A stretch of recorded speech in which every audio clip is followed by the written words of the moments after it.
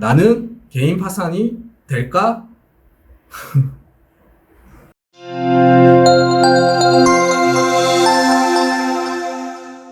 안녕하세요. 노태부 변호사입니다. 오늘은 나는 개인 파산이 될까? 라는 주제로 말씀을 드리려고 합니다. 먼저 개인 파산 제도에 대해서 간략하게 설명을 드리겠습니다. 지난번 동영상에서 말씀드렸는데요.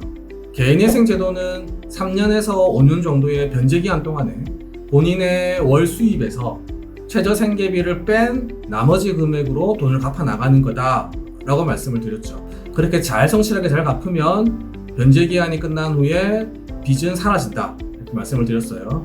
그래서 개인회생은 지금 본인이 가지고 있는 재산을 채무를 갚는데 내어놓지는 않아도 되는 겁니다. 앞으로 장래에 벌어들일 수익으로 채무를 갚아 나가는 거예요. 반면에 개인 파산은 지금 본인이 가지고 있는 재산을 내어놓는 겁니다. 본인이 가진 재산을 다 내어놓고 한 번에 빚을 청산한다. 이것이 개인 파산 제도의 가장 기본적인 모습이다라고 이해하시면 되겠습니다. 다만 아무리 파산을 하는 거지만 당장 먹고 살아야는 되는 거잖아요. 그래서 면제재산이라는 게 있습니다. 그러니까 면제재산을 뺀 나머지 재산은 모두 다 내어놓는다 이렇게 이해하시면 되고요. 면제재산이 당연히 많지는 않겠죠. 6개월치의 생활비 정도라고 이해하시면 됩니다. 사람마다 다를 수 있는데요. 6개월치 정도의 생활비가 기본적인 면제재산이다. 그리고 추가로 더 있다면 압류금지 채권. 우리 실무에서는 가장 많이 문제되는 거는 소액임차 보증금. 6개월치의 생활비와 소액임차 보증금 정도는 가실 수 있고 그 외에 나머지 재산은 모두 다 내어놓고 그걸로 채권자들에게 쭉 나누어 주고 못 갚은 채무는 사라진다. 이것이 개인파산 제도이다. 이렇게 보시면 되겠습니다. 개인파산 제도에 대해서는 이 정도 설명을 드리고요. 본격적으로 오늘의 주제에 대해서 말씀드리겠습니다. 나는 개인 파산이 될까? 개인 파산은 개인회생보다 훨씬 까다롭습니다. 제출해야 하는 서류도 훨씬 많고요. 체크해야 되는 내용들도 훨씬 방대합니다. 오늘 짧은 시간에 이 모든 내용을 다 말씀드리는 것은 불가능하고요. 가장 기본적이고 핵심적인 내용을 정리를 해서 말씀을 드리겠습니다. 여러분들이 직접 체크하실 수 있도록 체크리스트 6가지로 정리를 해서 말씀드리겠습니다. 첫 번째 체크리스트부터 말씀드릴게요. 첫 번째, 빚은 재산보다 많아야 합니다. 개인회생과 동일합니다. 재산이 빚보다 많으면 가지고 있는 재산으로 빚을 갚으세요 라고 하지 개인회생, 개인파산 둘 다 안 된다. 이렇게 이해하시면 되겠습니다. 두 번째 체크리스트, 소득이 최저생계비보다 적어야 합니다. 최저생계비의 구체적인 액수는 표로 띄워드릴게요. 개인회생과 반대죠. 개인회생은 최저생계비보다 많아야 한다 라고 말씀을 드렸어요. 그런데 개인파산은 최저생계비보다 월소득이 적어야 합니다. 따라서 본인의 월소득이 최저생계비보다 많은지 적은지에 따라서 개인회생으로 갈지 개인파산으로 갈지가 1차적으로 결정이 된다. 이렇게 이해하시면 되겠습니다. 세 번째, 부모, 배우자, 자녀에게 재산이 없거나 재산이 있더라도 적을수록 좋습니다. 특히 배우자에게 재산이 있는 경우라면 검토를 정말 잘 하셔야 됩니다. 부모, 배우자, 자녀, 보통은 특수관계인이라고 하잖아요. 법원에서는 항상 의심을 합니다.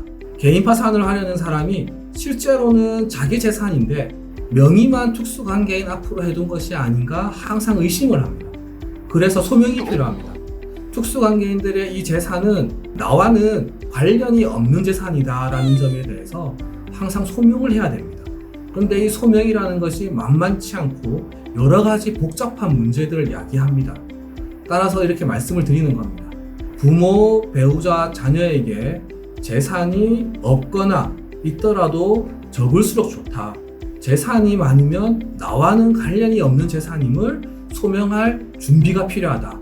이렇게 말씀을 드릴게요. 네 번째, 가장 중요한 부분입니다. 잘 들으셔야 합니다. 채무를 변제할 능력이 없어야 합니다. 경제활동이 불가능하거나 경제활동을 하기 어려운 사정이 있어야 합니다. 사고로 장애를 얻었다거나 질병을 얻었다거나 기타 경제활동을 하기 어려운 사유가 있어야 하는 겁니다. 저희 사무실에서 진행했던 사례 하나를 말씀을 드릴게요. 부부가 있었는데요. 남편이 새로운 사업을 시작을 합니다. 그런데 남편 명의로 대출이 안 나오는 겁니다. 그러니까 아내가 거액의 대출을 받아서 이 돈으로 남편은 새로운 사업을 시작을 했고요. 그런데 그 사업은 실패를 합니다.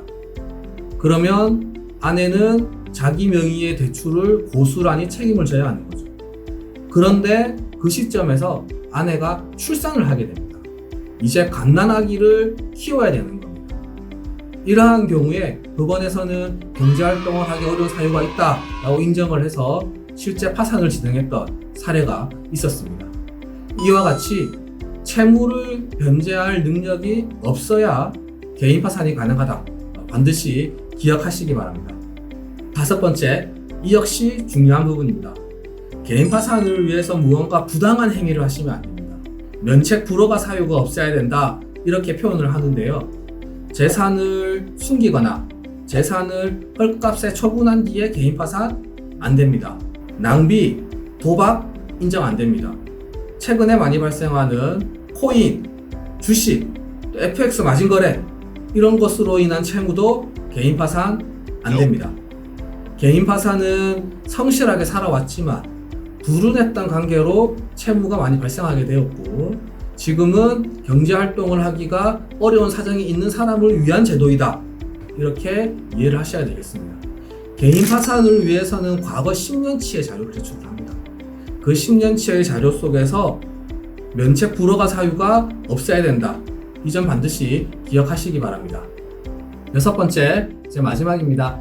과거에 개인회생을 하셨으면 5년이 지나야지 개인 파산이 가능하다. 이렇게 이해하시면 되고요. 과거에 개인 파산을 하셨으면 7년이 지나야지 개인 파산이 가능하다. 이렇게 이해하시면 되겠습니다. 좀 헷갈려 하시는 분들이 있는데요. 간단하게 정리를 하면 파산일 때만 7년이 지나야 가능하고 나머지의 경우에는 5년이 지나면 가능하다. 이렇게 정리를 하시면 되겠습니다. 체크리스트 6가지 말씀을 드렸는데요. 여러분들의 입장에서는 개인 파산이냐 개인회생이냐 너무 고민하지 마시고요. 상담을 진행을 하시면서 쭉 본인의 사정을 쭉 말씀을 해주세요. 그러면 저희가 개인 파산이 가능합니다. 개인회생이 가능합니다. 아니면 둘 다 불가능합니다. 이렇게 말씀을 드릴 겁니다. 오늘 준비한 얘기는 다 말씀드렸고요. 이 동영상이 개인회생, 개인파산 고민하시는 분들에게 작은아마 도움이 될 수 있기를 진심으로 기원하겠습니다. 감사합니다.